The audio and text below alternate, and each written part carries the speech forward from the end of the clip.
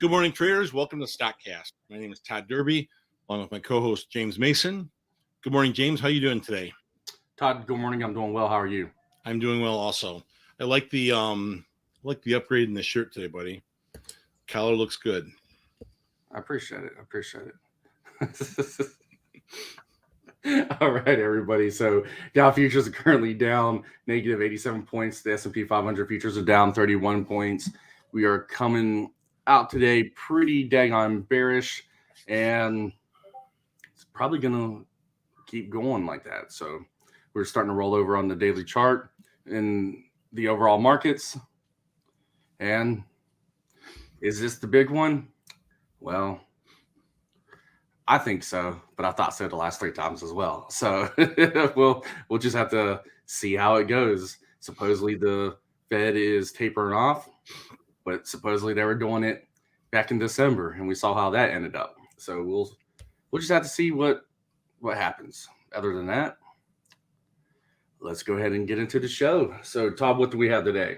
The big conversation today is that you and I talked in the pre-market is that Citigroup is the first big bank, first big corporate company to fire employees who aren't fully vaccinated. Which is crazy. Honestly, I think at some point the Supreme Court is going to have to step in here and crack down on these companies. I mean, we're talking about a publicly traded company here who is now willing to fire employees over a vaccination. Now, regardless of what you believe about getting vaccinated or not, that would be like your employer coming up to you and really infringing their own personal beliefs on you, saying, hey, you have to fall within these lines or we're getting rid of you. Now, to some extent, yes, if you do work for somebody, you have to fall in with their game plan. But when it comes to certain things like, I don't know, things that affect your body, like isn't that the whole progressive push here? Literally the whole my body, my choice, little protest, the argument. So how does this not, go into play here? I just think it's ridiculous. So two things are going to happen out of this, I think. One is that this is obviously a big domino in the game, right? So who follows and how quickly do they follow? And I think that's going to be step one, step two before the Supreme Court gets involved in a potential ruling here. What I don't understand is that why don't they just make this a health insurance issue?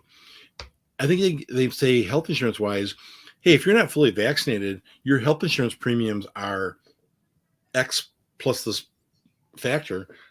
Or if you are fully vaccinated, your health insurance premiums are X.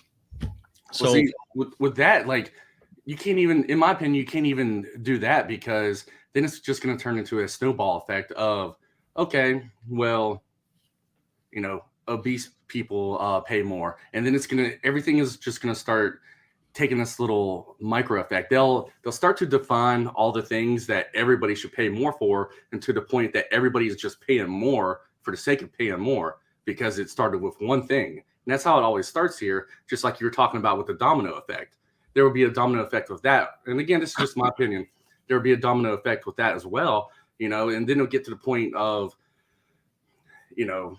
from, let's just say, obesity is just an easy one to talk about since the United States is leading the world in it. But then it will get to the point to where they start breaking it down to smaller issues, to where it goes from obesity to, oh, well, they're 20 pounds overweight, they're 10 pounds overweight, and it will just be nitpicking.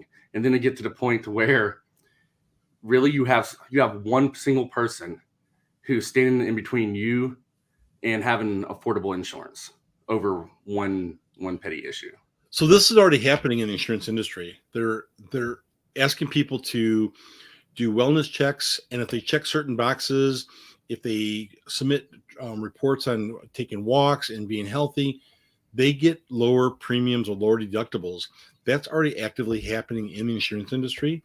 And I think we're headed down. My sister works, she's a CEO of a company or an executive director of a group that oversees policies like this.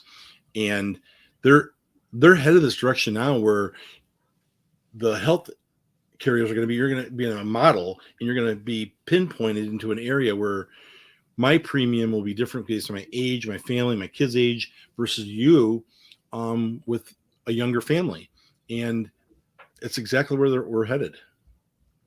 And now COVID is going to become another big piece of this puzzle. Yeah. It's just the entire system is created to just suck off of, the people who are propping it up. That's all it is. Any way to exert control. That's what it comes down to. So I say we go back to the pioneer days where you're just trying to survive crossing the river without dying when you're trying to go west.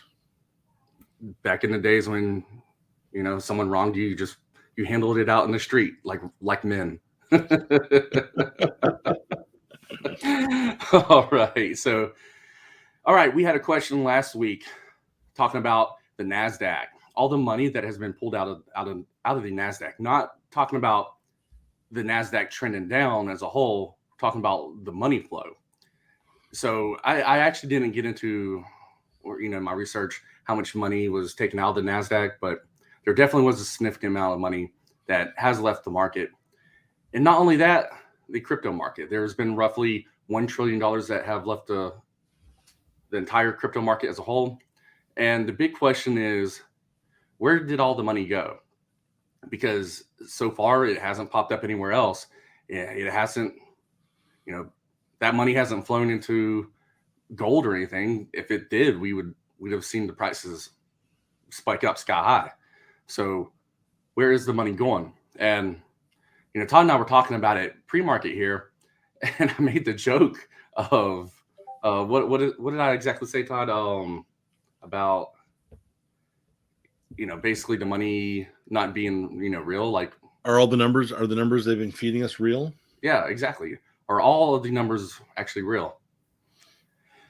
And that is a good question, because truth be told, all of these reports that we get from Wall Street,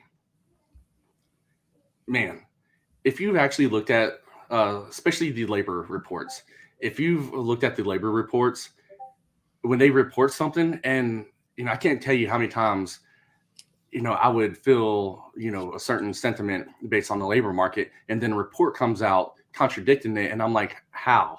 And then a couple of days later, they'll low-key announce a correction, like, oh, yeah, our numbers were off by this much. You guys had an entire month to prepare this report. How do you not know that number? And you need a few more days. But yeah, all the stuff that we get, now you're trying to sound like a big conspiracy theorist, but the crap is true. I mean, what if the market is just one big Enron Ponzi scheme? It is. It really is. I mean, like, Todd, my rant about short interest data. Yeah. Like, for the StockCast social network that we're building, we had the data for short interest. And now it doesn't anymore, because the big exchanges have cracked down on all of the data providers and have essentially sectioned off that data set to where they can only control it. So now if you want to get it, you pretty much either have to get it through the New York Stock Exchange or NASDAQ, which NASDAQ holds the monopoly on it. But if you want to get it, there's a significant price to pay for it. So in a sense, kind of talking about, I mean, this is getting a little bit into our business dealings, but our short interest data, when we did have it, just that data set, that endpoint only cost about $7,000 a year in the past. Now, if we wanted it, it's going to be $10,000 a month. And it's really just, the whole big market it's not intended for us to win. I mean, that's just the short way to say it. It's not intended for us to win. And when we start to win, they start to change rules. hence why they're locking down and controlling the short interest data. I've been doing a lot of digging into data sets lately, and I've been into data sets for a couple years now, but lately I've been extremely busy with data sets, and I'm just coming to the conclusion that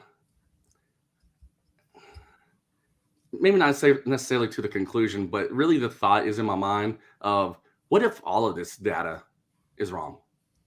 If it's just what they give us.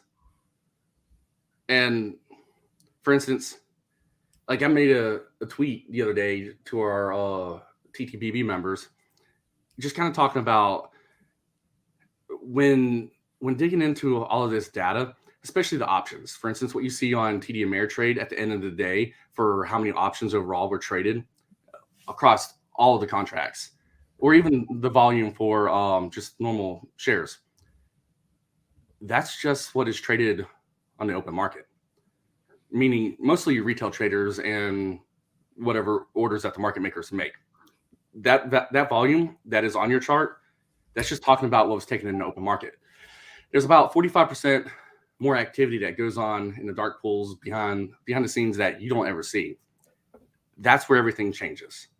So what we see is just the picture that they want us to believe, and there's a whole different story taking place behind the scenes.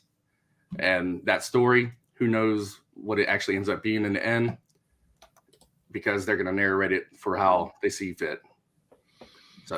So going back to the original, we digressed here on the question. Is the answer to the question, where has all the money gone?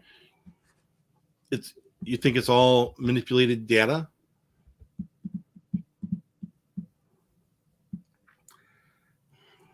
Or we just truly don't know? There's manipulation somewhere. I just don't know where. I don't think anybody really knows where.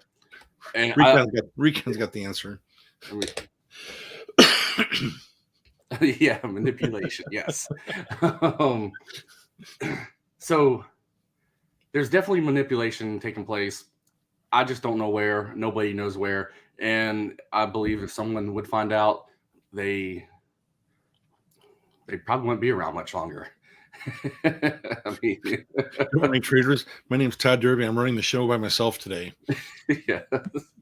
Yeah. So, all right. Again, I'm not trying to sound like a big conspiracy theorist, but something is happening here. How does $1 trillion+ disappear? That's $1 trillion is a lot of money. Yes, a lot of money. I haven't made $1 trillion yet.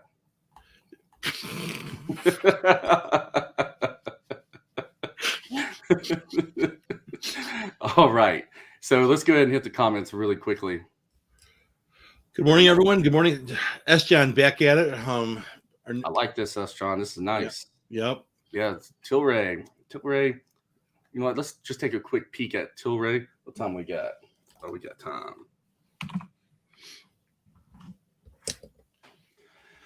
S. John, if you start tipping like Johnny, we might trade you for Johnny. Yeah, like an NFL draft. Right. We'll take S. John and give the other team Johnny and but you got to pay to play here. Right. That's the thing. All right. So looking at Tilray right here, ticker TLRY. Overall, with the company, I am extremely bullish with the company.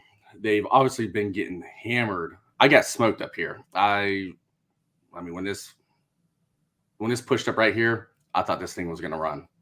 And I'm pretty sure I probably bought at the freaking top right here, if I'm not mistaken. I bought some call contracts and, man, just got hammered. And the reason why I made this decision was, I mean, if you kind of disregard all of this, I for real thought that, you know, this was going to be the recovery right here. I mean, we can see, let me just back up a little bit more. So we see that strong push up back here, and then just downtrend. It had its first little bounce right there, and it came down. I wouldn't even count that as anything, but it came down, and I thought for sure the second bounce was it was gonna reverse and start uptrending. But man, it was like when they announced all of the talks with the legislation between the state governments and federal governments legalizing marijuana, all the bears came out and decided to short this, which is contrarian to all of that news. But it is what it is. I got smoked here. I wish I didn't trade options in it, because if I had shares in it, I wouldn't care. But it is what it is. I got smoked there, and then just downtrended ever since then. But we're having a little bounce today. Not really too much, but me personally, I am thinking about starting to accumulate a long-term position here. I do like Tilray in this range, even lower, and I would freaking love it if we could get back down to this $2 to $3 range, like the bottom of the pandemic. Wow, that would be amazing. I would love to own about 10,000 shares of Tilray. And when the federal government greenlights cannabis, all these marijuana companies are going to jump pretty good. So it's probably a safe. This is not financial advice, but it's probably a good long-term hold. I believe so. That's one of the reasons why I'm just so bullish on the company as a whole. You're going to be the largest marijuana company, cannabis company. Yeah. So you really have to take sides with the big player. That's how this game works. All right. So Tilray is in my range for buying. And when I say buying, I'm talking about long-term holding. I ain't talking about quick flipping. So that is Tilray, ticker TLRY. Continue with the comments. Thank you, Jonathan. Appreciate that. Jonathan tipped us, and follow his directions. Slap the like. Hit the like button. Let's see. I'll just run through the comments really quickly. So not really much going on through the comments, but it's definitely a good indicator of the overall market. Premarket, man, so far this year has just been kind of dry. Premarket, yeah, it's been slow. I think not much. That's crazy news. So all right, well, we're got 20 minutes in the show already. It's crazy, that Citigroup conversation and COVID conversation. There's nothing else going on. Yeah, I wish all the excitement would kick back up. The most exciting thing today with James was your collared shirt. I appreciate it. Yeah, that's good. Good job. Good job. Can't wait to see what you wear tomorrow.